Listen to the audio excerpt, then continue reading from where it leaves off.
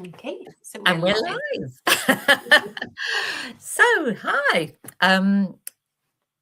Welcome, Katja. Welcome, and here I am, Ros. So Ros from Scully's Handling About the Books, and Katja from Page Turners with Katja. And this is our last live show for Reading the Globe, the Contemporary Strand. I'm guessing are you still going to do one for the last book in the YA middle grade strand? Yes, need to do Moom and Papa, and actually we're a little bit behind, but yes, we're going to do that. And I don't think I'll do a live show for the classic, but I saw that quite a few people finished on time with Nine Cloud Dream, and I haven't finished it, so I have to finish it first before I do a video. But yeah, lovely. Yeah. Well, I have to say, I read Moom and Papa at Sea, and I'd read it years ago, but absolutely loved rereading that. So that was I have to try and catch the live show for that, but it was just a delight. It was the perfect thing to read at Christmas. But I haven't read. I kind of had in mind to read Nine Cloud Dream, but I didn't actually. Somehow I didn't get to it in December. So, hi Amelia, lovely to see you. Hi. And Amelia, thank you for setting up our 2026 read along, or what do you call the page on Storygraph? Anyway, you have set up for us the whole contemporary strand to follow along with on Storygraph. So I really appreciate that. Thank you. Yes, the whole on Storygraph, you set them up as a challenge, and Amelia is actually putting in all 12 of the books, all three strands. But there's it. I looked at it, I thought I was confused, and I realised she's left gaps in the numbering for the months where the book isn't yet chosen. So, but we will talk later in this video about plans for 2026. Hi, Angelia. Great to see you too. And have lots of happy New Year's all round. Absolutely. Very happy New Year, everyone. And but we should, I guess, start with a little conversation about the Contemporary Strand, book number 12, our last book. And then I think it would be really lovely to think back over the whole year and what we've enjoyed and the books that have been the most interesting or the most popular or the most rewarding to discuss. And then, as I say, to talk a bit about 2026. So we've got lots to pack into this hour. So let's go for it. And yes. Do you want to do general impressions? General impressions of The Wind Knows My Name. Well, this is hard for me to talk about because I really love Isabel Allende. She's an author that I've been reading for many, many years.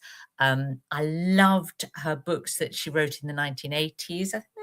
Yeah, like The House of Spirits and Eva Luna and Of Love and Shadows. Wonderful books. Loved all of those. I also really liked some of her books she wrote for sort of children and young adult audience in the sort of late 90s, early 2000s, and read some of those with Tilly at the time, my daughter. Okay. So I came to this with a lot of warmth, but I didn't think that much of it as a novel. Is this one, to be honest? Yeah, so I found the same thing. I went in, so I am not even as familiar as you are with Isabel Allende because I haven't read what she's written for young adults. But I went in with the exact same mindset that I rate her very highly as an author, and I think that slightly made me disappointed in a way. It's not a terrible read, but it fell a little flat despite really important themes. Yes. So it's a bit of a shame to end the contemporary on that because I think it might be, we can always have a look back at the 12, but I think for me it might have been the weakest one off the lot. But you might decide it was a short story collection. Well, I'll think about that. But no, I think possibly it is the weakest. I'm just saying, going to say hello to a few more people. Hi to Karen, and hi to Gareth. Great to see you both. And Gareth says, I'm happy to say, he says he loves the idea of this readathon where you can join in this coming year. So, all good. And Amelia's saying that she didn't read this one and hadn't been so lucky with books that I'd tried by her before. I think she had a real golden period in her writing when what she was doing was really fresh and different. I mean, she often gets lumped together with Gabriel Garcia Marquez, say, in that sort of Latin American magical realism. But actually, her books are, unlike his, they're not sort of rather sexist and pompous. Although he's an amazing writer, he broke new ground and so on. But if you read his books now, you think, oh my goodness, didn't I notice that sort of strand of misogyny in there? But it is interesting, Ros. I find that more and more, like the last 10 years, I'd say, maybe even 15, as I read back some of the books that I enjoyed when I was like between 18 and like 24, I've definitely got a new lens as a reader, and I find something sort of like leaping out at me now in a certain writing where I go, oh my gosh, how did I not, recognize that? And I think it was perhaps in my 20s, it was a bit so common that it sort of went over our heads. And then only as, people started highlighting, that this is, happening, that you go, oh, hang on. Yeah. But I have to say, Allende, even though she's from a sort of Latin American background, she wasn't actually born, funnily enough, in Chile, because her parents were kind of like diplomatic types, I think, so they moved around, but she did largely sort of grow up there, but also partly in exile and so on, and then wound up in the States. But she's from that same culture, a cultural mores, but her books are always, all of them, even the ones written in the 1980s, always, I enjoyed the strong female characters in them. There was always a kind of quite a matriarchal strand in the books and I think that maybe one of the reasons why this book felt so much weaker is it had some of that, but that's no longer a surprise, I suppose. Now, so I think a few people in the comments, Karen and Amelia, have read things by her before. A lot of people really enjoyed Paula, that she wrote in 1994, and Amelia mentions that, which is non-fiction and about her daughter and losing her daughter. And I think I've heard that is excellent, but I never read that. So I wouldn't want people to kind of judge her on the strength of this book. And now I've talked about people being, sexist, misogynist. I'm about maybe to be ageist, because she's 83 now. I think she would have been 81 when she was, I think, 81 when this book was published. And it's a bit like maybe she's kind of resting on her laurels. She's got things that she wants to say and things she feels strongly about that are really important themes, and we'll come on to those in a sec.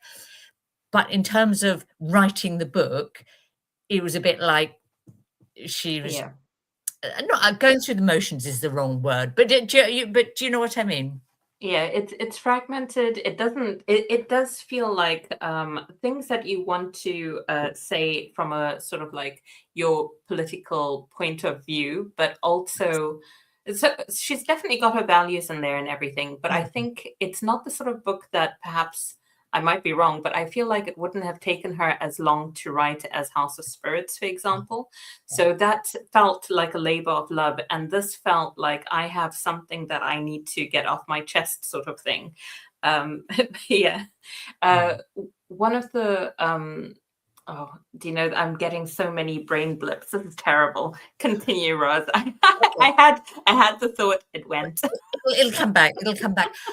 I mean, to be fair, you know, I think it is like she manages her plotting successfully, you know, because she's dealing with several different like timelines or time strands that all have to ultimately come together, and she's on top of all of that, and each of them, you know, was quite vivid. I mean, particularly maybe the one that the early chapters about the child in sort of in Europe, as it were. You know, we've got various migrants in this story, really, and that whole experience of losing family and rocking up in a new place where you have, you know, you're bereft of the right connections and have to build your life again, and the challenges of that, and she does hold those different stories and bring them together successfully. So that's, you know. Yeah, and I think because we've read the director as part of our contemporary reads, what really struck me is Amelia's critique of the director. Certain aspects of that really came to the fore for me for the Samuel bit, because we're talking about a young Jewish boy's experience in Nazi Germany, and then coming across to the UK with the Kindertransport. And that for me was well written, but the same critiques that Amelia had raised for the director suddenly were going ping, ping, ping for me, you know, like, because she also spent a lot more time on his experience. And then when we go to the El Salvadorian experience of that young girl who sort of like misses the horrors of what happens in her village, but tells us about it, that is definitely more distanced, and almost feels like it feels like a missed opportunity to have, you know, gone into the detail for the one, and then this one was like almost a news report style, really distanced. And it actually reminded me, because it covers the atrocities and the involvement of the CIA in South America, Central America. In the nonfiction book that I read for the BookTube Prize, which is called Everyone Who Is Gone Is Here, the United States, Central America, and the Making of a Crisis. So it's all actually really, really still timely, what she's writing about, and important. But somehow it felt like I wanted her to pick one. I could understand what she's trying to do, but equally, I would have preferred to have, you know, maybe perhaps had that as the focus, had the Salvadorian experience as a focus. Yeah, because I think if we assume that her kind of like her motivation is she's thinking, well, the whole sort of Kindertransport, you know, Jewish children, all of that, you know, that she's maybe assuming that people are instinctively sympathetic and understanding of that child migration and so on, and so she's trying to almost use that to get people to think about the Central American migration to the States and the parallels, and to, you know, to see it in the same light, and rather than seeing this as sort of you know, the way it's portrayed, you know, very much so in America now, you know, so but then to do that to the full, she should have given that detail about the Salvadorian experience too. I agree. So yeah, it's and so in a way it seemed a bit slight somehow.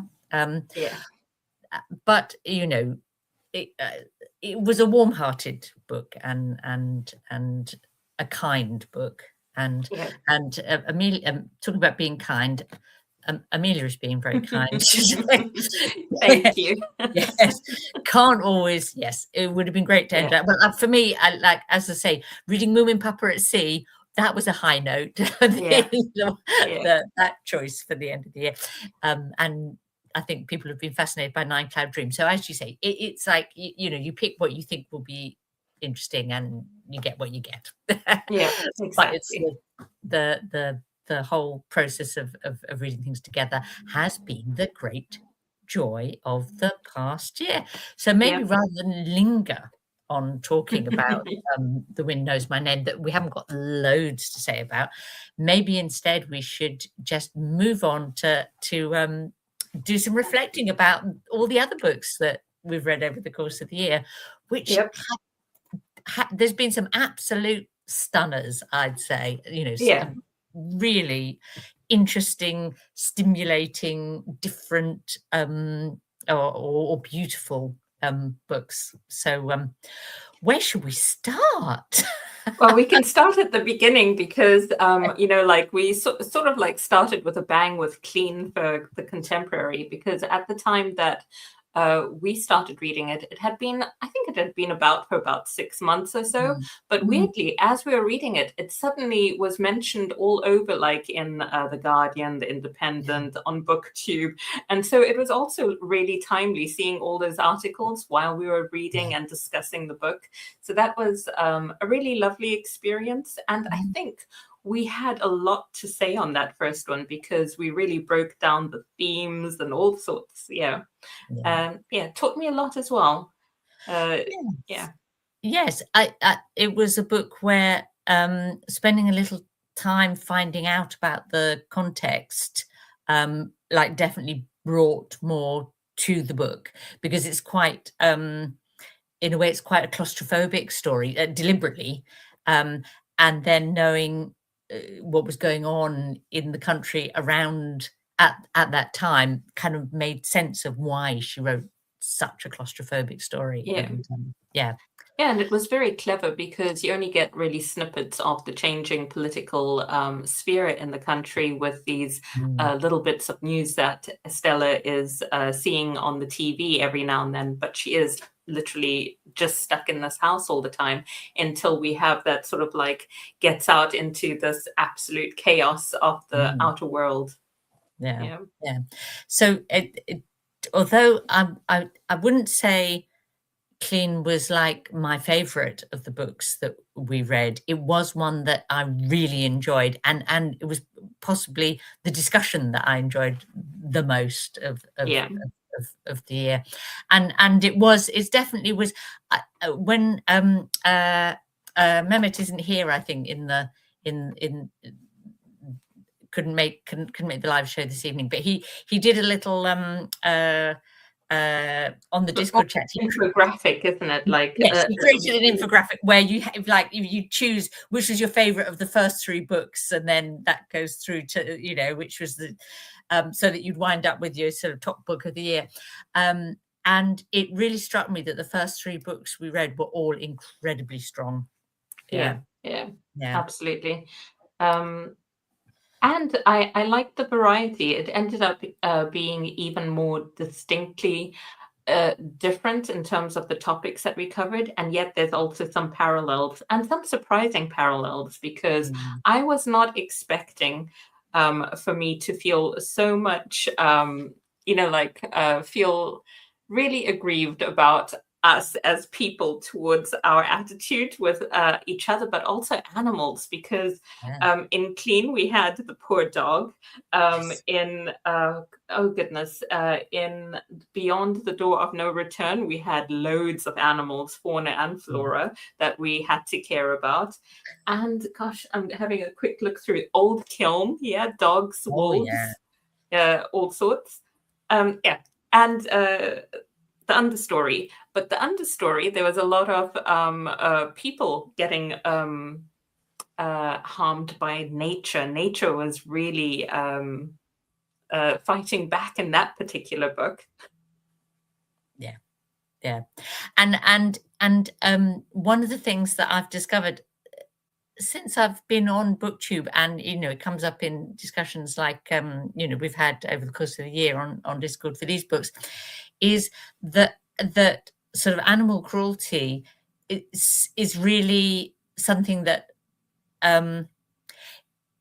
it triggers a lot of sort of distress and dislike amongst readers, and I think. Now I'm stuttering a bit, or having trouble with my words, because I don't want to come out over as someone who doesn't care about cruelty to animals, because I absolutely do. But almost I feel like, I probably notice cruelty to humans more, but I can understand the why you might perhaps find it more distressing to read animal cruelty in a book than cruelty between humans. But it almost surprises me, and that's something that's really has come through, and there certainly has been some significant amounts of animal cruelty in the books that we've read. I mean, if you consider there's 12 books, and there's probably four of them really stood out. Yeah. So I was just picking up that Karen thought it was a really good start to the year, and Angela enjoyed it too, and not, as I say, she said not the book that she was.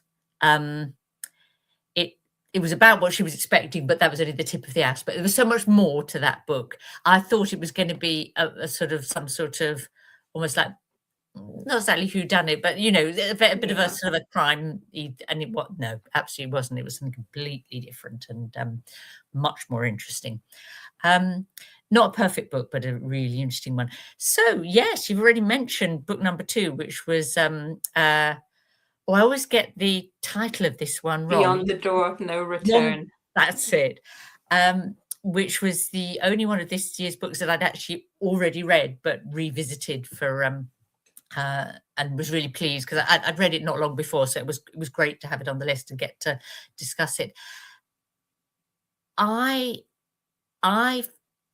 found that not quite as good as At Night All Blood is Black, which was the first book by Diop that I read, but just so interesting in looking at the sort of French colonization and exploitation of that sort of part of Africa, but using a European character as a Black author, from Senegal, using that perspective was such an interesting decision, and I think that really triggered a lot of discussion again, didn't it? Yeah.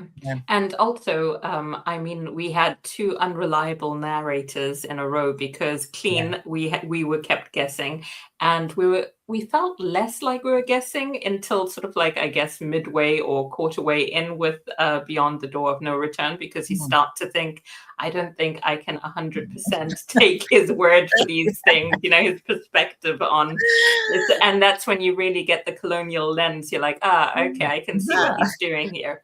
Yes, this is the point. Yeah.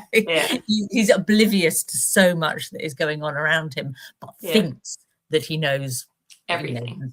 Everything. Yeah. So it was a very atmospheric book, very, for historical fiction. I mean, I very much, you felt what I felt, taken to that time and place. It does have a different translator to At Night All Blood is Black, and that one was more visceral, because obviously we're talking about war, and everything was so unsettling with that book, but so impactful. And then this one, of course, tried to go into more of the historical detail, which I think it did well, but it does surprisingly have a very different tone. So you have to wonder if that's partly also down to having a different translator, or the fact that David Diop is just so versatile as a writer. Yeah. And it's hard. We'd have to read the French, wouldn't we, to have a better idea? Which I absolutely can't. Not a word. Not a whole novel, So, a good first 2. What about number 3? Oh, I think this is one of the favorites, isn't it? A group favorite in the Discord. And I mean, unsurprisingly, because, you know, there's so many fans of Han Kang already, and then she was nominated and won the, oh gosh, mind Nobel. blank. Nobel. Thank you. Why do I have a mind blank for that? Anyway, so we do not part. High expectations, but I think mostly met.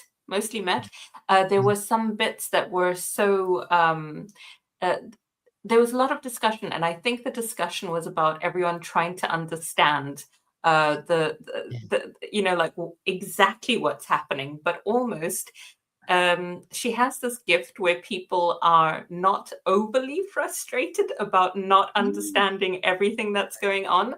I mean, other writers, you just drive your readers crazy, but here we're busy going, oh, is this, you know, like, what does that mean? What's the metaphor? And yeah, so that was interesting. Yeah. I mean, I think if a couple of people in the Discord have said, you know, when they ran its infographic, that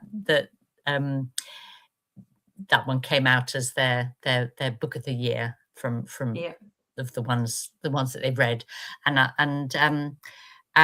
I think, oh yes, there we go, Angelia, yes, shot to the top of her books of the year and stayed there. Yeah, no, and I mean, I think all the other books we read were almost like I was almost measuring them up against Han Kang. But then I know that I'm a big Han Kang fan. I've read all of her books that are available in English.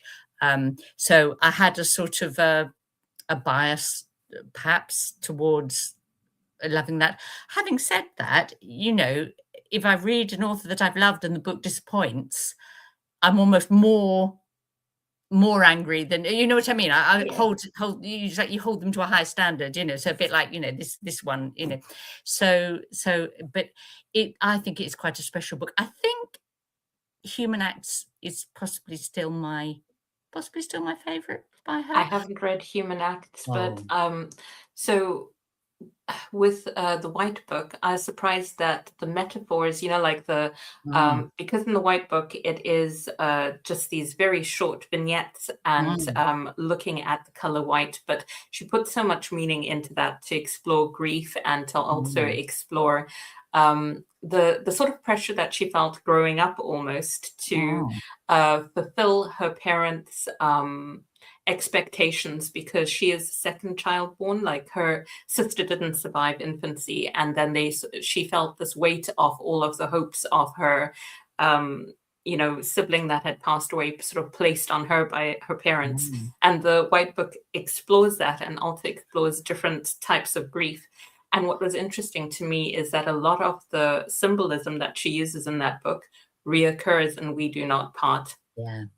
So that was interesting. And actually, when you say that, and having then also read Human Acts, which is also about a kind of a massacre, atrocity, you know, they're both about really bad episodes in Korean history, I suppose, but We Do Not Part sort of brings into that some of the sort of the poetic quality, the metaphorical quality of the White Book. So in a way, it brings together two of her real strengths as an author.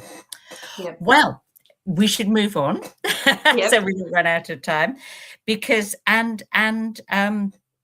the next book was our book of short stories, and you know that short stories are not my favorite thing, but these were certainly interesting ones, weren't they? Yeah. So this gets the prize for the best title of the year, doesn't it? Yeah, A Sunny Place for Shady People. I thought I wasn't going to like it, so I went in with the most trepidation of everybody on Discord, and I was going, oh, I don't know, because it sounds like body horror and all of that. And then I ended up being the person who enjoyed it the most. You did, yeah. I mean, I was really pleased to read it, because she's an author that we should be said we're not. We'll put a a list perhaps later in the notes for anyone who's watching this who didn't read the books, who wants to be reminded of author names, translator names, but because we're forgetting to say them as we go along. But yes, it's Mariana Enriquez, isn't it? And I really wanted to read a book by her, and I'm really pleased to have done so. I probably won't read another, but not because I didn't. I actually really was fascinated. Some of the stories I thought were absolutely brilliant, and I really enjoyed. But the problem always for me is when if I read a brilliant short story by someone, I want them to expand it rather than for me to read another different story. The Refrigerator Cemetery, or whatever it was called, that was brilliant. Yeah, that stuck out a lot. And I also enjoyed, I think it might have been the first one. And I think the first character was called Anna, I'm tempted to say. But she was a fascinating character because for her, the sort of like, there's a blurring between the lines of the living and the dead. And she was that nurse who is really compassionate and I found that one brilliant. The one that was the oddest to me is the one with the cousins, and then you're not quite sure what happens to the cousin at the end. She sort of like leaves her in the middle of nowhere with a whole group of strange people. So I thought that they were fascinating stories. Interesting stories. Quite and yeah, I was probably less keen on the ones with body parts in them. But anyway, we'll move on. We'll move on because that was the next book was and I've got it here with me. Oh, so, lovely. Yeah. And the odd one out of the year, in that it's not fiction, it's non-fiction, it's a memoir, and also it was written in English. It's all the others are in translation, and this is written in English. But you had very particular reasons for wanting to choose this one, didn't you? I think. Yeah. So I thought it would be interesting to actually also explore global literature rather than just translated, and so that was a pick. And also to have an author that is trying to sort of like reconnect with her roots. And what was interesting to me is that a lot of the criticism about the book was people saying, well, she's not really from Taiwan, so why is she going back there? Which I felt quite sad about when I was reading, negative reviews of the book. And as you read the book, you understand why they're going to Taiwan. That is obviously where the grandparents ended up after, all of the upheaval in China, and the two unlikeliest people ended up together in Taiwan, and resulted in Jessica J. Lee as one of their descendants. And I found that fascinating. I found the whole journey fascinating. And also the history of Taiwan, the fact that it is just so, it sounds so beautiful in terms of the dichotomy of the very, very built up capital and then all of the protected, which I think is lovely, really protected nature around. So that was fascinating, and I didn't read it together with another book from our project, but it goes very well with a book called Taiwan Travel Log. So I would highly recommend them, sort of like in tandem. And certainly for me, Taiwan is a place that I don't know very much about, and I came away from this feeling I knew a lot more about it physically as a place, but also about its history. And so it was very readable, and I'm glad it was fresh. I'm just looking back at the comments, and yes, Angela is reading a lot of horror accidentally at the moment. So, but A Sunny Place for Shady People kind of stuck with her. 3 or 4 stories. And yes, Amelia, it's always great to be not sure about a book and then really enjoy it. I think possibly this was the one on our list that I was least I was thinking, oh, but it's not a novel. But actually I love a travel and nature and history sort of memoir, a memoir that goes into all those things. So it was actually quite a Ros book, strangely. And like I say, I find it fascinating, particular places that have had all of these different influences. So, for example, when we read Han Kang's We Do Not Part, we're in Jeju, and Jeju had loads of people fighting over it. And so Yes. you've got one, first it's colonized by China, then it's colonized by Japan, then it's colonized, like everybody wants a piece of it. And Taiwan almost has the same thing, because in Taiwan Travelogue, they really explore that, which she touches on in Two Trees. So you got a lot of the, you can see the Japanese influence as well in Taiwan, which I wasn't aware of before reading both of the books. So thinking of Japanese influence, our next book number 6, was a Japanese book, The Third Love by Hiromi Kawakami.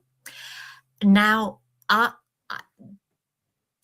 this was another book that I didn't absolutely love, if I'm honest. I couldn't quite work out why not, but I think the discussion did sort of illuminate that a little. Yeah. It's quite a strange. The relationship in it is quite strange, isn't it? And I have read her other. Oh gosh, now I'm going to forget it. I think it's The 10 Loves of somebody. Anyway, she has very strange love relationships in her books, and The Third Love. In The Third Love, I enjoyed the research that she put in there, because you can really tell that when she does the whole dreamscape thing with our main characters sort of like becoming these people in the past, like she experiences everything. The detail that she's put in there for the surroundings, what the places would have looked at like at the time, what the societal expectations were, the differences between the classes and everything, all of that was brilliant. But then, of course, every time you got to the modern day, you'd get really frustrated. Yes. Yeah. That was it for me, because I got really into the sort of historical sections, sort of fantasy historical, but they felt very real to me. And I'd read, oh goodness me, now the name of it's gone out of my head, Japanese, written by a woman in long ago, about, it'll come to me, the period where some of the historical ones are set. I've read a book from that period.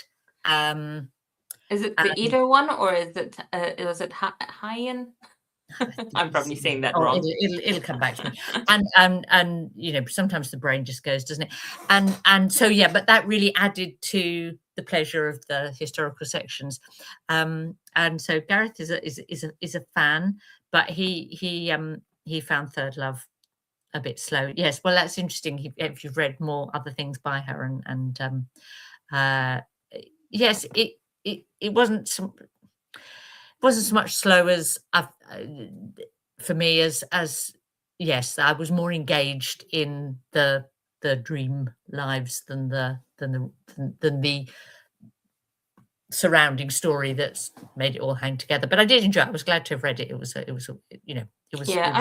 think the fact that her husband was supposed to be like everybody's love interest was very unconvincing to me, because I wouldn't touch him with a barge pole. Okay, so her tutor thinks he's amazing, her mum thinks he's amazing, and I was just like, really? really. But both Angela and I also read Under the Eye of the Big Bird by her around the same time, and really loved that. So she's a versatile writer, and yes, so Gareth, you can recommend more things by her to all of us, particularly things that have some of the feel or quality that Under the Eye of the Big Bird had, because that's sort of really interesting speculative fiction, very, very unusual, and quite special. There we go. Yes, the historical adventures were the best bit, let's face it. So we'll hope for a nice recommendation from Gareth. But moving on, so we get through to a book that it was one of my favorites, but not everybody's, and that was Standing Heavy by Gauss. And so we talked about kind of cruelty to animals in some of the books, in a way that there are some human beings in this one who have a very tough time. But it's such a funny book for me, bitter and in its critique, is quite biting. But I had more sort of belly laughs reading this book than anything, and I don't really kind of particularly like a funny book, but this one was just. It's almost, I dare say, British humor, because it's a little bit, it's got a little bit of bite in it when you've got the security people sort of like watching people and kind of going, this is human nature, and human nature is just weird. Yes, and it is, and using those sort of like workers who have come to France, from various parts of sort of Francophone Africa, and they're really good observers, I suppose, because they're stuck standing, because they end up doing the jobs that involve you standing around like a security guard or whatever, and then they're looking at it with like a sort of an insider outsider's gaze, and that's and it kind of makes me think, because it's about classes as well, and it reminds me of that whole idea of upstairs downstairs and the class system that was really prevalent in the UK before. And you can just imagine how the staff would have been viewing the bosses, the higher ups, dinging for their tea. Yeah. And although it's quite an episodic book, by the end the stories do kind of cohere. There is a sort of a story arc, an emotional kind of, some emotional characters. It's not just funny little incidents in shops or factories. There's more to it than that, I would say. Well, there's an interesting conversation going on in the comments about Kawakami. So, I'll have to catch up with that later, because we have to keep going. But yes, and Amelia says she preferred. There's a book she preferred to Under the Eye of the Big Bird, so that's interesting. That's interesting. I've got both of those books. I got Under the Eye of the Big Bird during the International Booker Prize, and I got Toward Eternity around the same time. But because I got them both on Kindle, and my eyesight's a bit problematic at the moment, I'm preparing going with audio, so I've put them on hold. But I really want to get to both Anton Her and to Kawakami's newest one. Yeah. So moving on from our French security guards that gave me so much pleasure. So the next book was one that I think I was one of the few people to actually read and finish, and that's Old Kiln by Jia Pinghua. I got there in the end, but I think I had 290 something pages left, which is pretty much a book by the time we had the live show. Yeah. Now, this, I wonder, when I look back on 2025 and books that I read in 2025, I think that this book, Old Kiln, will loom large for me, not just because it was one of the longest, probably the longest thing that I read. Yeah, I'm sure the longest thing that I read, but because it's I think really quite a special book. But I think it was overwhelming. I know a few people started it and abandoned it. I know Erin did. I know Tilly did. They were interested in it, but it just sort of it's so detailed, and that is its strength. You literally live in this village during the Cultural Revolution with these villagers, and it was so frustrating. But I think for me the bits that really so like you, it will stick with me, and it also got me going down a rabbit hole of following I would say they're called B movies. You know, like the not so very high production or very well acted movies on YouTube, the Chinese Oh, dramas, all and right. they all focus on the Cultural Revolution and people sort of like informing on each other or slandering each other and getting their comeuppance with the regime. So I was like, oh, this is starting to, you know, it really feels like old Kiln here. You Yeah, know, there's a yeah, lot of slander and jealousy, yeah. petty jealousy, people smashing things. Mm. And Old Kiln was actually quite a cinematic book, you know, and Very by the end of much. it, I thought I could picture the whole village. I knew all the different lanes and the bits of it. Anyway, so although most people didn't get to read it, and I suspect aren't going to read it, I would say, you know, if you're in the market for a long read, it's it's quite a special book actually. Yeah, So I think especially if you have a particular interest in terms of the Chinese Cultural Revolution, then that is definitely a yeah, book for you. yeah, and also I think like to kind of get away from the urban version of that, you know, it's really like Yeah, where most people actually certainly then lived in China, you know, in that those kind of, you know, in small villages, remote communities where the things that are going on in, like, you know, Beijing doesn't even feature, does it? It's that, you know, yeah. it's like the next vaguely big town is there, the nearest they get to sort of hearing, you know, what, anyway, we'll leave that one because, you know, Yeah. um, uh, and because the next one, the director, uh, it was, I think, another of the most enjoyed books of the year for a lot of people taking part, and again provoked a really interesting discussion of, you know, different reactions. I suppose. How did was it one of your favourites or?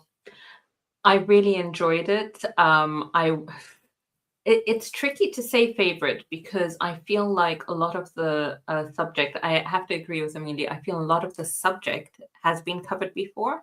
Mhm. But I still think that Daniel Keelman did an amazing job because I really like the way that he Mm, brings characters to life.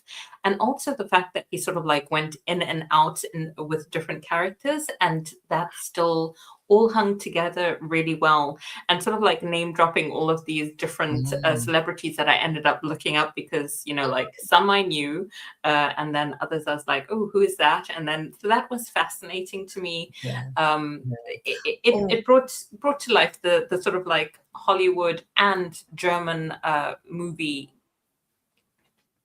scene, I guess. yeah, yeah. It definitely was one of those books that took me off down a lot of Google rabbit holes of oh, because knowing that it was based on, you know, a real person and his real life, and, you know, a lot of the characters were real people, you know, so it was like it was like, so that it was like that playing with reality versus fiction, and you know, so that there was a lot of mileage in that, I suppose. But also I just like his writing style, I think. I mean, obviously it's in translation, which is, you know, but the way he approaches the way he approached the structure of the book um really appealed to me. Yeah. Yeah. And going off on these sort of slightly weird um filmy chunks where things seem to go into slow motion, or that thing where you're going from room to Oh yeah, yeah. all of that. Yeah, I lapped that up. So yeah, it was, yeah, I possibly my well, using Mehmet's tool, I think Yeah. that came out as my other top one of the year. But it had, again, some stiff competition, because I found one of the most interesting books of the year, they're not the most perfectly written, was our next one, Yeah. Ido Souls Yeah. by Stella Gaetano. That was a pleasant surprise because I don't, you Yeah, know, didn't know anything about Stella Gaetano, and yeah, yeah. yeah. And talk about, you know, books that make you look things up and understand things. You know, that was it. brought so much. I mean, she wants you to get a better understanding of Sudan and South Sudan and the Sudanese civil war. You know, that's her explicit intention in the novel, isn't it? But it absolutely worked for me for that. I really felt like, oh, now I'm getting a different level of understanding of this that I couldn't, and that I probably wouldn't get by reading history. It's almost like sometimes fiction takes you there in a different way, and I thought that she successfully did that. Yeah. Yeah, and I also like how she contrasts the sort of rural and urban. So, you know, when we're talking about Old Kiln really takes us into rural China at that time, this also did that. It really took us into her remote village, the like where Edo, what did she call her daughter? The translation obviously was something like Poop, wasn't it? Yeah. She basically, she named her daughter Poop to keep her safe, so that you know, like that no one would be jealous enough to steal her, sort of thing. But I thought that was really well done, and it kind of fit together well in terms of the vibe going into the next book, going into the understory, because we still have this very I don't know, it's difficult to explain, but I feel like those two books have a very different feel to the other books in terms of how the authors have brought to life a place that we're not familiar with, and also the whole culture, everything really, you can almost taste it and smell it. Like, and that is absolutely one of the things that when I set out to read as globally as you know I can, I guess, you know, I'm just hoping to find really good books that happen not, you know, to be from my part of the world. But the other element for me is hoping to get some sort of window on a different culture, a different place, a different, you know, and both like Edo Souls and the understory really delivered on that goal for me. As did Old Kiln, you know, for sort of like for different reasons, but they and I mean, I think it was quite an explicit perhaps intention in Edo Souls, not for a Western reader. She wrote it in Arabic, I think, hoping that for readers across Sudan to read it rather than just in South Sudan where Arabic's not as used. So that was interesting. But and likewise, I mean, I feel like Sani Sangsuk, who wrote the understory, he's wanting to help or help Thai readers hang on to something around their country's past, and the particularly the area that he comes from, where he lives, the you know, used to be you know, basically jungle, and the whole way of life around that, and that, you know, now is golf courses and resorts, and, you know, so he was trying to kind of capture and hold some of that in the book and share it. I was really struck by two things in terms of the nature. On the one hand, you know, like you can really get a sense of the loss of all of the, because he was like, at one point you had these types of animals, you don't see them anymore. So he's talking about the loss of, you know, part of the ecosystem there. But then on the other hand, as the story progresses as well, you've got the whole fear of the, you know, this almost claustrophobic nature when the main character goes deep into almost jungle and tries to sort of like civilize it for his little family unit, and finds that it's more than they could, you know, do on their own, that they needed a community. So for me, that was like two sides of the thing, isn't it? It's like, on the one hand, you want to preserve things. On the other hand, self-preservation for the people as well. I'm just going to let Milo out because I had closed the door. Yes, and he's he wants to get out of the room. could hear the sounds in the background. You do that. I think. Oh, I'm just going to flash up the recommendation. Yes, if we enjoyed the director, to Lazar by Nelia Biederman. Oh, so of course, I've now opened the door and he's gone and settled back in bed. Well, of course, because that's what they do. So was just harking back to the director and Amelia's recommendation for those of us that enjoyed the director. So yeah, well, we couldn't pick another German book for our 2026 choices because we're trying to ring the changes a little, but it's good to have that recommendation. So yeah, this was book 11, and this was I almost wish we'd ended on this one because this was very strong for me. It wasn't I struggled a bit at the start, and then it really took off, and and as you say, it's not black and white about in the past everything was wonderful. It's like recognizing how tough life was. So it's and that it's pretty understandable that people would want to sell their like stop being a hunter and start growing rice, and then stop growing rice and instead sell your land to a developer. Of course, people want to do that. It's not, shaming people for doing that. It's just saying, let's remember what's gone. So. Yeah, and I found what was also interesting is that on the whole, it does feel like a really realistic and this sort of like tangible book where you can feel the humidity. You can tell that the jungle is really lush and full of dangers and stuff. But there's also something about it that goes back to sort of like myth for Southeast Asia and storytelling, and sort of like the idea of people who can turn into tigers, which also put me in mind of the night tiger, and I've forgotten who the author is, but yeah, it was really well done, and I'm glad we had that one. Yeah. Now, I'm just going to say that as we've been doing all this talking, we haven't been naming the translators, and just to keep the flow going.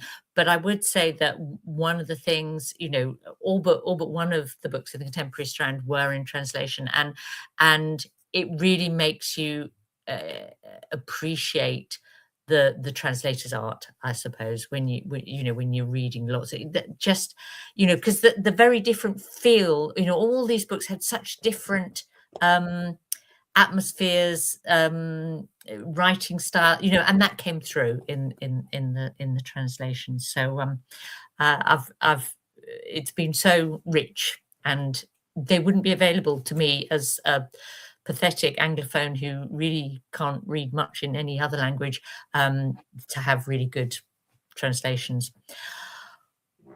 One of the things that I've really enjoyed this year is dipping into the other two strands, the YA and the classic. And when people were talking in the Discord group about what they've most enjoyed about the year, I know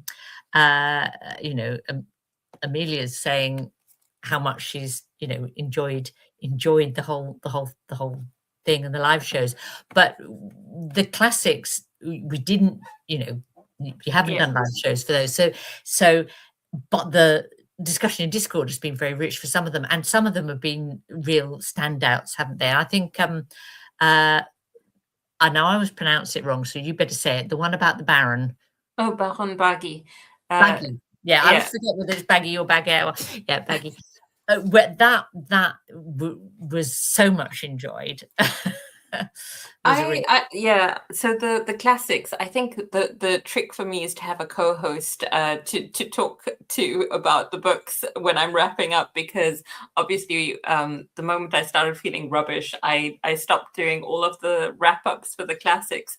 But I did do a wrap-up for Baron Baggy, and it was so good because I like that sort of fever dream quality to the writing. And it was also quite short and yet really impactful. So Yes, because it conjures up a whole world in a short book. So it was a joy. I also really, and we haven't talked about this at all. I also read the classic that you was sort of the year-long one for you, the Sappho poems, Stung with Love. It's a sort of newish translation of all the fragments that are available of Sappho's poems, and that was I was sad not really to get to. We talked about it a little bit, but not a lot in the Discord, and that was such a rewarding experience. So wasn't weirdly, I didn't absolutely love the translation. Having said thank you so much to the translators, but the notes and explanations that went with it were so good that I feel like any time I read any translation of Sappho fragments now, I'll go back to that for the context for the notes. So yeah, and I think one of the books that also had a lot of discussion from the classics was Seasons of Migration to the North. Yes. Because although that's not necessarily one where you'd go, oh, that's my favorite because of the sort of like the subject matter, and you do find yourself thinking about how it was a fascinating read and a different feel to it again. Yeah. And quite unusual feeling. That's it. Yeah. And in a way, it connected well with Ido's Souls, because you're sort of seeing different sort of perspectives on that area, as it were. Yep. So a slightly more historical one. So yeah, that was good. And I really enjoyed God's Bits of Wood as well. I found that really interesting. That was very good. Yeah. I stuttered on, and I have to return to the genealogy of kings, because I thought it was a bit tricky for me. Yeah, I couldn't. Yes, I dipped into it and realised it wasn't going to happen, and didn't go there. Whereas I did hope to read Nine Cloud Dream, and that just Nine Cloud Dream I'm definitely gonna finish. I'm hoping I can do it in the next. The thing is, like I say, at the moment my eyes are a little bit not great. So everything on audiobook, and I can't find that one on audiobook. But yeah. We were talking about translators, and there's a little conversation in the comments about the use of AI for translation, which is just a horrifying prospect. Yeah, I mean, so I think it was a 2024 BookTube discussion video I did about how publishing was using more and more AI, and that we're going to see it take over some of the more mainstream roles. And I had a feeling that was going to come in with translation, because I don't know if you've had this, but I follow various different channels, not just BookTube. And suddenly there was a Japanese channel I used to follow that has the subtitles, and they're now audio dubbed by YouTube. So YouTube is using AI to dub them, and it is horrendous at the moment, but obviously it's like in a beta version. And I just thought to myself when that happened, I bet it's going to be, auto translation for a lot of things soon, and it's going to be in publishing. And then I saw it like the week before Christmas popping up on various articles. So, and I think Criminality did a video a couple of days ago. Yeah, as well. Seen that yet. But yeah, so we've been talking about it on Discord, haven't we? Yeah, absolutely. And yeah, I mean, it's interesting, because one of the things I said about the books that we've read this year is the variety of styles, and that those come through in the translation. And you worry that somehow AI will homogenize things, but yeah, we shall see. We shall see. Oh, and Gareth says he's going to be talking about AI in the music industry in the live stream. He's coming up. So yeah, yes, interesting. So that's our looking back. I'm gonna push you, Katja. Which was your sort of book of the year, and you can include the classics and the YA. So for me, it's no surprise it's going to be Han Kang, and then for the classics it's going to be Baron Bagi, and then for the YA it's going to be Moomin Papa. So no surprises at all from me. Like you can almost predict that Yeah. Well, and what is really funny is it's actually the same 3 for me. Well, there you go. See, I knew you could. Yeah, I'll try and be different for second favorites. Okay. Let's have a quick look. So for the Ooh. contemporaries, my second favorite is not the director, and I think that is a strong favorite in the group on Discord. So weirdly, I'm torn because although Clean was not a perfect book, it made me like so interested that I looked up various historical bits. I really rate it for that. So I would actually say that is my second favorite, but I know that's not a common choice. Yeah. Well, and yes, and I think it was harder for me to pick a second favorite because actually there were a number of books that I enjoyed kind of almost equally once we got beyond the hand, or other than the hand can. But Yeah. I probably the director is the one that is gonna find its way in my sort of my top books of 2025. So yeah, he has got an amazing style of writing, and like you say, the fact that he was writing about a director and then he made it so cinematic with those interesting takes, the guy falling off the ladder, was he not pushed? What happened with that caretaker? Was he or was he not a twin? Did he have a twin in that basement, or what the heck happened? That sort of thing, and the cave. So yeah, I get that. The style was really clever. Was lots of fun.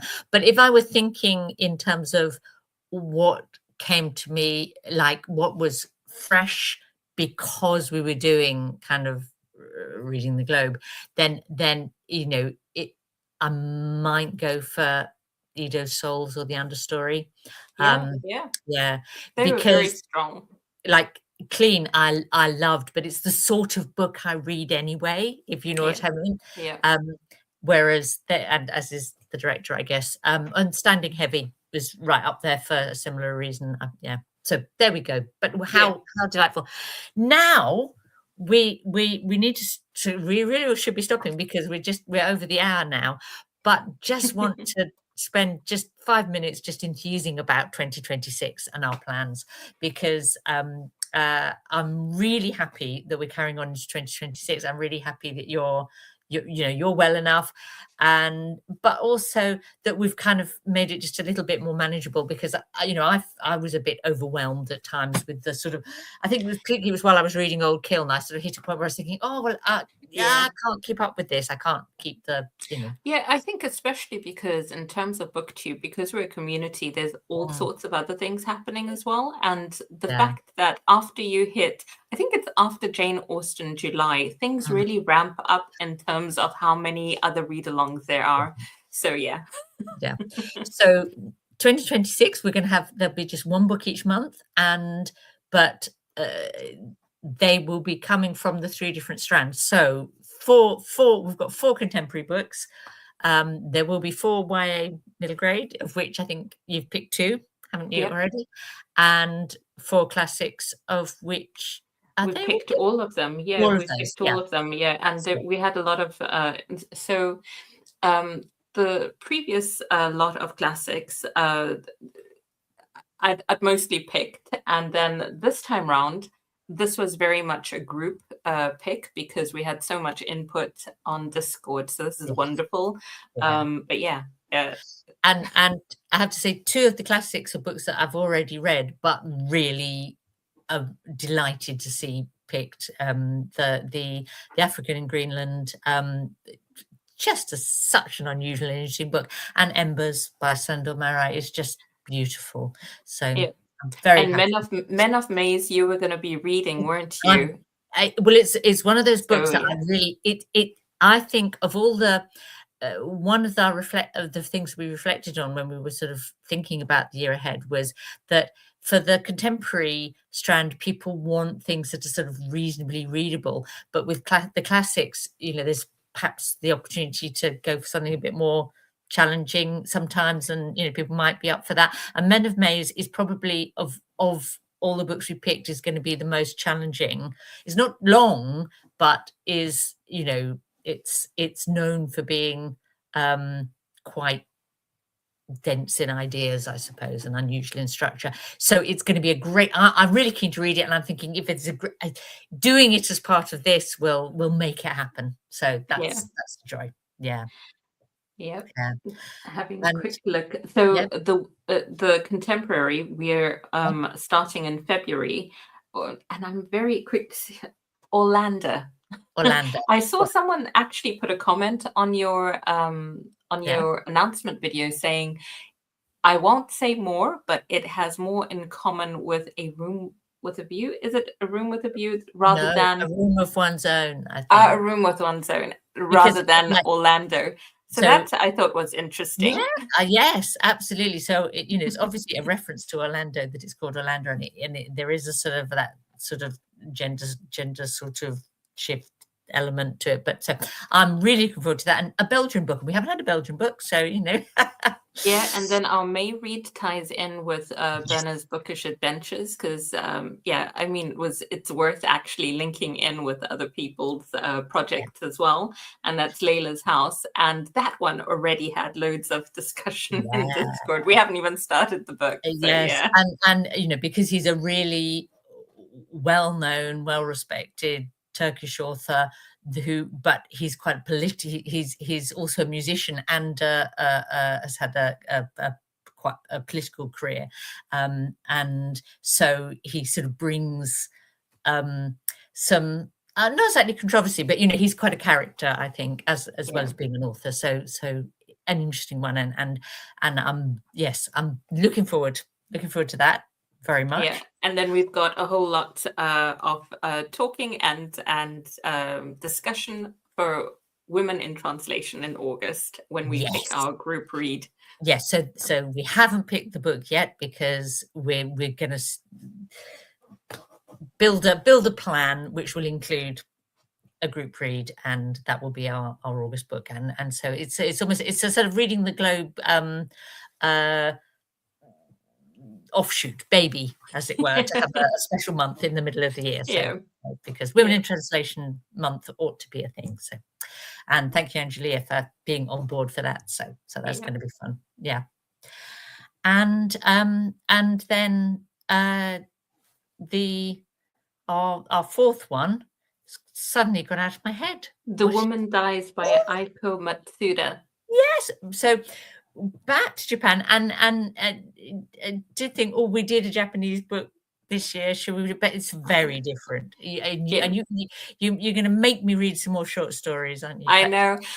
You were leaning away from essays, and I was like, I'm going to try and find something that's not essays. And then first I found oh my gosh, what's his name? The Philosopher and his essays on hope. But he can be quite dense because he's a professor in Berlin. So his name's gone out of my head now. He wrote Burnout Society. Anyway, so I was like, no, I think that's going to be a lot for us because, we have to have some fun.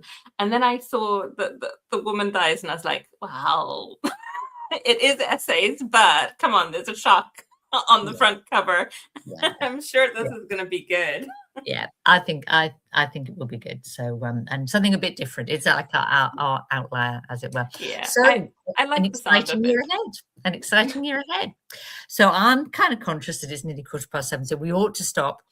Thank you for all the interesting comments, everybody. And Angelia says, "Woohoo, Wit Month!" And that I am very excited for. Yeah, we're going to make a lot of noise about that for our sort of little peak in the middle of the year, and but it's all going to be rich and interesting, and I'm looking forward to seeing what you and Jack choose for the other YA middle grade too. So yeah, that will be interesting. And thanks everyone. And are we good to stop and farewell? Yeah, absolutely. I mean, Milo's like, give me dinner, so he'll be happy if I stop yapping. So we'll stop yapping and let him yap instead. Bye everyone. Bye. Bye. Thank you.